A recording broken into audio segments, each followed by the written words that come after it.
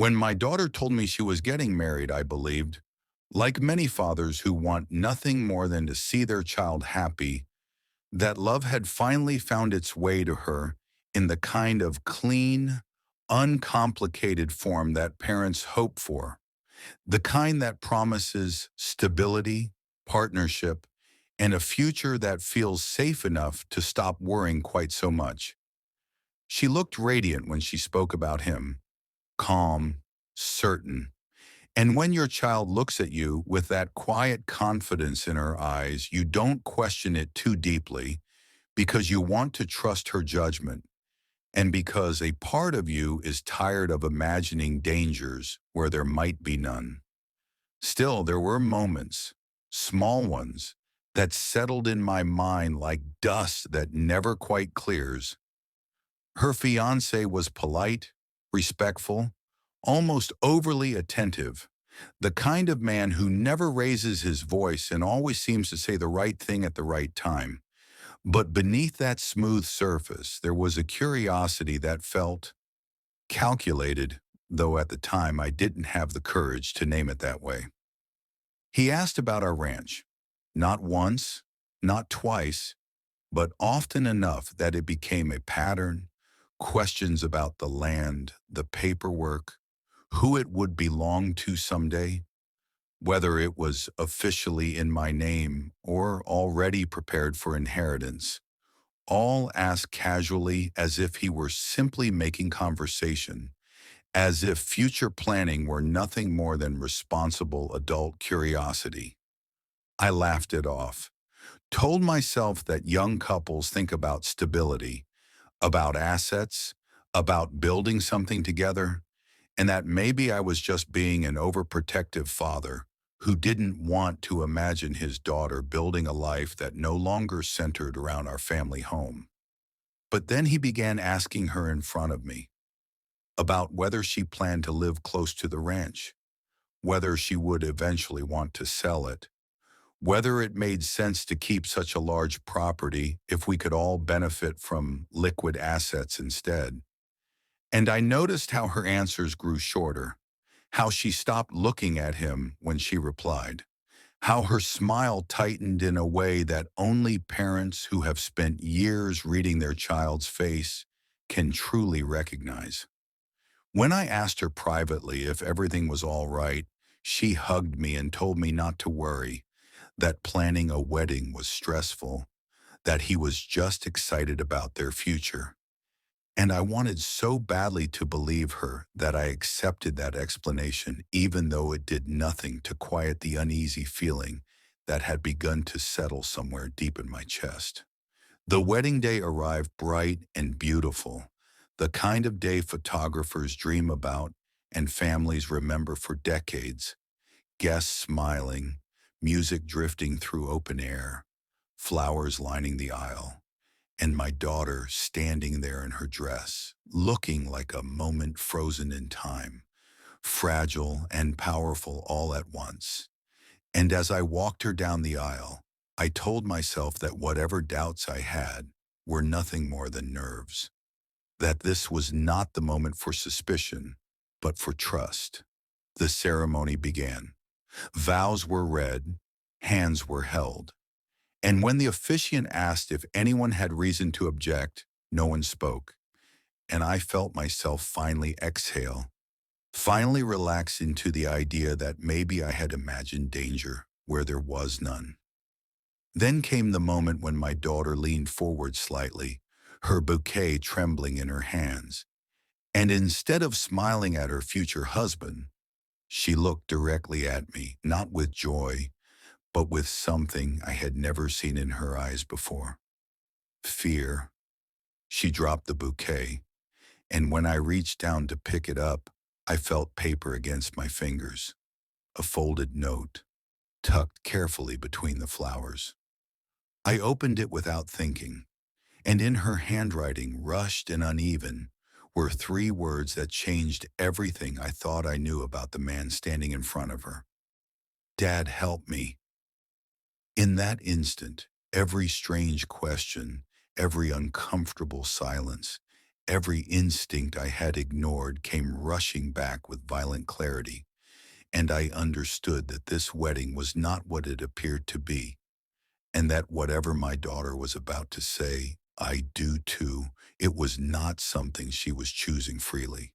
So I stood up, right there, in front of everyone, and I did the one thing no one expected. For a moment, no one understood what was happening. Guests thought I was about to make an emotional speech, maybe some last-minute fatherly advice, something sentimental before the vows were completed, and even the officiant paused politely, giving me that gentle, confused smile people wear when they don't want to interrupt a touching moment. But my daughter knew. The moment our eyes met, I saw relief flash across her face, followed immediately by panic, as if she were afraid of what might happen next, afraid of what he might do if I spoke too loudly, too boldly, too publicly. I didn't look at him at first. I looked at her, and I said her name the way I used to when she was little and had fallen off her bike, when she needed to know that no matter how bad it hurt, someone was right there with her. "You don't have to do this," I said quietly, but into a microphone that carried my voice across the entire garden. A ripple moved through the crowd. Her fiancé finally turned toward me, that calm, polished smile still on his face. But I noticed something else beneath it now, a sharpness around his eyes, a tension that hadn't been there before. "Sir," he said, keeping his tone respectful, "this isn't the time." And that was when I finally looked at him fully. "It is exactly the time," I replied. My daughter's hands were shaking. I took one of them, and I felt how cold her fingers were, even in the warm afternoon sun. "Tell them," I whispered to her. "Tell them why you asked me for help." Her lips parted, but no sound came out. Instead, he spoke, laughing softly as if trying to lighten the mood, as if this were all just some awkward misunderstanding. "She's just nervous," he said to the guests. "Weddings do that to people. She's always been sensitive. You know how emotional brides can get." And that's when I understood something important. This wasn't just about controlling property. This was about controlling her. I turned back to the guests, to our family, to everyone who had come to witness what they thought was a celebration of love. "My daughter would not write that note unless she was scared," I said, "and she would not be scared unless someone had given her a reason to be." Murmurs spread through the chairs. Her fiancé's smile tightened. He stepped closer to her, placing a hand on her back, not gently, but firmly, possessively, and I saw her flinch, just slightly but enough, enough to tell me everything. "She's overwhelmed," he insisted. "This is ridiculous. Let's finish the ceremony and talk privately." "No," I said. My voice didn't shake. It felt like something inside me had gone very still, very clear. "You will not take her anywhere until she tells us what's been happening." For the first time, he lost control of his expression. Just for a second, anger flickered across his face before he smoothed it away. But I saw it, and once you see something like that, you can't unsee it. He leaned toward her ear and whispered something I couldn't hear, but I saw her shoulders stiffen, saw her eyes fill with tears. That was it. I stepped between them. "Don't speak to her like that," I said. "Not today. Not ever." The crowd had gone completely silent now. No music, no polite chatter, only the sound of my daughter's breathing growing faster and faster. "He told me," she finally whispered, her voice barely carrying.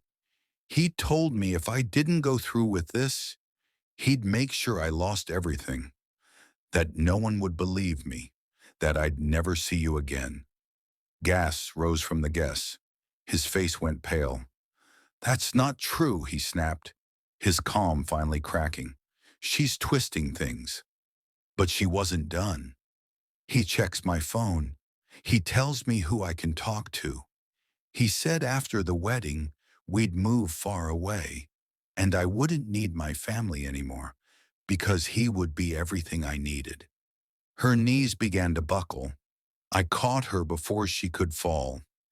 And in that moment, in front of everyone, the story of their perfect relationship collapsed into something far darker, something no flowers or music could hide. But what none of us knew yet was that this was only the beginning of what he had planned, and that stopping the wedding was not going to be enough to stop him. People think monsters always look angry, but real ones know how to smile. After the ceremony was stopped, chaos followed. Guests stood up, whispering, some already pulling out their phones, others frozen in shock, unsure whether to leave or stay, unsure whether this was still a wedding or had turned into something much darker. He kept insisting it was all a misunderstanding, that my daughter was stressed, that family emotions had gotten out of control, but I had already seen too much. I took my daughter away from the altar and led her toward the side of the garden, and that's when one of his groomsmen came running after us, pale, shaking, clearly not part of the plan anymore. "Sir," he said to me quietly, glancing back at the groom, "you need to know something. He's been talking about your ranch for months, about how much it's worth, about how after the wedding everything would legally become complicated." My stomach dropped. I knew exactly what that meant. My daughter had trusted him with everything, and he had been counting on that. Later, after the guests were gone and the police had been called because of a heated argument that almost turned physical, more pieces of the truth came out. He had debts, serious ones, bad investments, gambling losses, people who were no longer patient about waiting, and he believed that marrying into our family would solve everything. The ranch, the land, the assets tied to my daughter's name. He hadn't fallen in love with her future. He had fallen in love with our property. But what made it worse was that he had already prepared legal documents, papers meant to be signed after the wedding, power of attorney, financial agreements written in confusing legal language, designed to quietly shift control over everything she owned into his hands. She hadn't understood them. She had trusted him when he said, "It's just paperwork, baby. It's nothing important." I sat with her that night, holding her while she cried, apologizing over and over, saying she should have seen it, that she felt stupid, that she felt like she had put the whole family in danger. I told her the truth. "That's exactly how people like him survive," and I said. "They don't trap smart women by being obvious. They trap good women by pretending to be kind." But he didn't disappear after that. Oh no. He started calling, texting, sending long emotional messages about love, forgiveness, and how everyone had overreacted. Then the tone changed. He said she had embarrassed him, that she owed him, that he had sacrificed everything for her. And then came the threats. Not loud ones, quiet ones.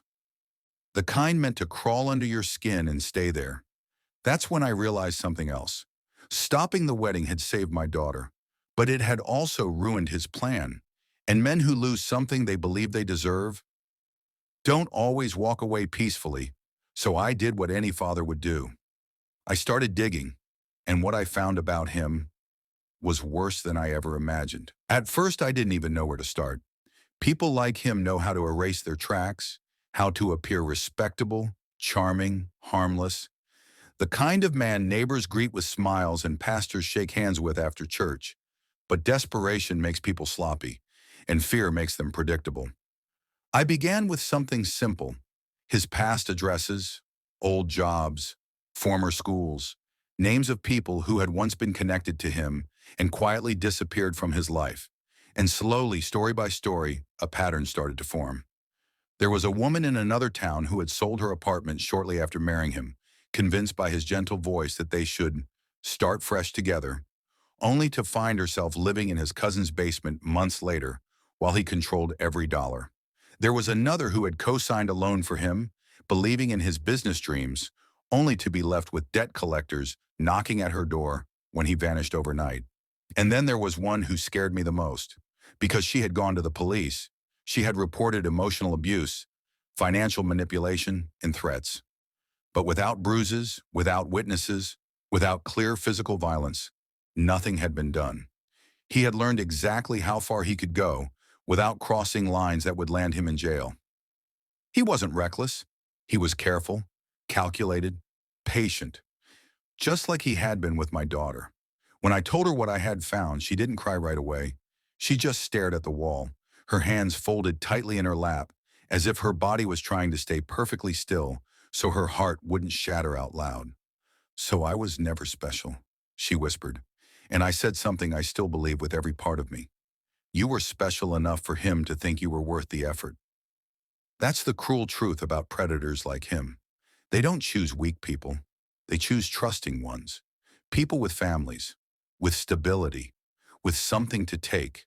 But knowing the truth didn't make him stop. In fact, it made him angrier.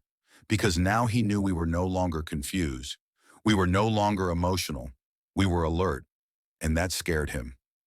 He began showing up near the ranch, driving slowly past the gates, parking on the road and just sitting there, watching, not doing anything illegal, just enough to remind us that he hadn't gone away. My daughter started jumping at every sound at night, checking the windows twice, sleeping with the lights on. And that was when I realized this was no longer just about stopping a wedding. This was about protecting her future. So I did the one thing men like him never expect. I stopped reacting emotionally and started preparing legally, quietly, carefully. Because if he had planned to trap my daughter with documents and signatures, then he had underestimated one thing. I had spent my whole life building that ranch, and I knew exactly how to defend what was mine. And more importantly, I knew how to defend my child. And soon, very soon, he was going to learn that some families do not disappear when threatened. They stand, and they fight. He thought time was on his side, that if he waited long enough, fear would soften us, exhaustion would make us careless, and my daughter would eventually start doubting herself, wondering if maybe she had overreacted, if maybe love really was worth forgiving everything. That's what men like him rely on. Not strength, but fatigue. What he didn't know was that while he was watching the gates of the ranch, sitting in his car and pretending to be calm, we were working quietly in offices, in courtrooms, with lawyers who knew exactly how to read between the lines of the contracts he had prepared, and investigators who recognized financial manipulation when they saw it.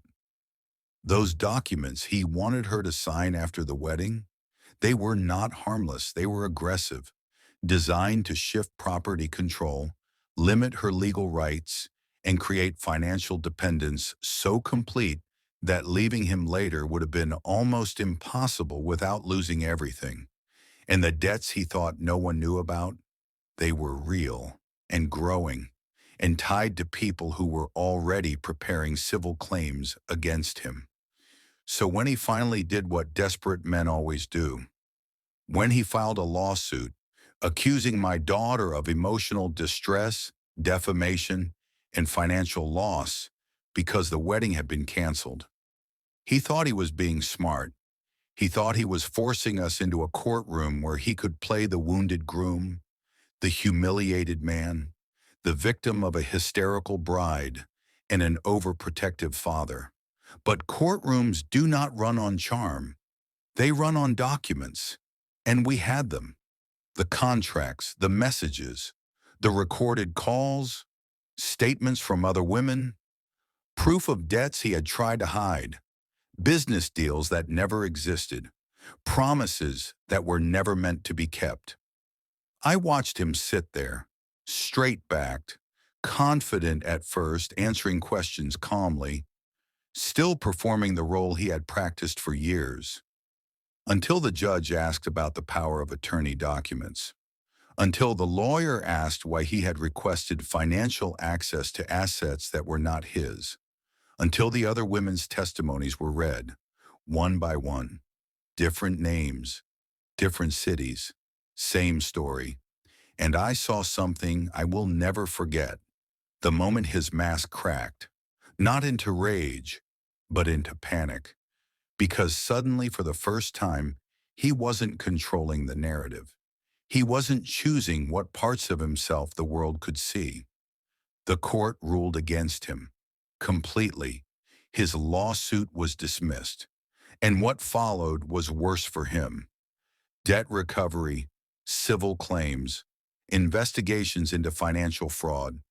The same systems he thought he could outsmart began closing in quietly, professionally, without drama, without emotion, just consequences. He tried to contact my daughter after that, once. A single message that said, "I never meant to hurt you." She read it and deleted it without answering. And that was when I knew she was finally free. Not because he was gone, but because she no longer needed him to be. Life did not suddenly become perfect. Healing is not a movie scene where pain disappears overnight. There were months when she struggled to trust again, when sudden noises still made her anxious, when kindness felt suspicious, when she questioned her own judgment. But slowly, dignity returned. So did laughter. So did plans that belonged only to her. She went back to school, started building a future that was hers, not shared, not controlled, not dependent on anyone's promises. And I watched my daughter become stronger than she had ever been when she thought she was in love. As for him, I heard he moved away, changed jobs, changed cities, still running, still looking for someone new to save him from the mess he kept creating. But not this time, not with my child. And here is what I learned through all of it. Sometimes the worst thing that can happen to a man who plans to destroy you is that he fails and is forced to live with himself afterward. My daughter didn't get revenge. She got something better. Her future back, her voice back, her safety back, and the quiet strength that comes from knowing you survived what was meant to break you. And if you are listening to this right now, feeling small, doubting yourself, wondering how you ended up in a story where someone else tried to write your ending, remember this: not every battle is loud. Not every victory needs applause. Sometimes survival itself is the triumph, and sometimes walking away with your life, your dignity, and your freedom is the most powerful ending of all. Thank you so much for watching and supporting Storyheart.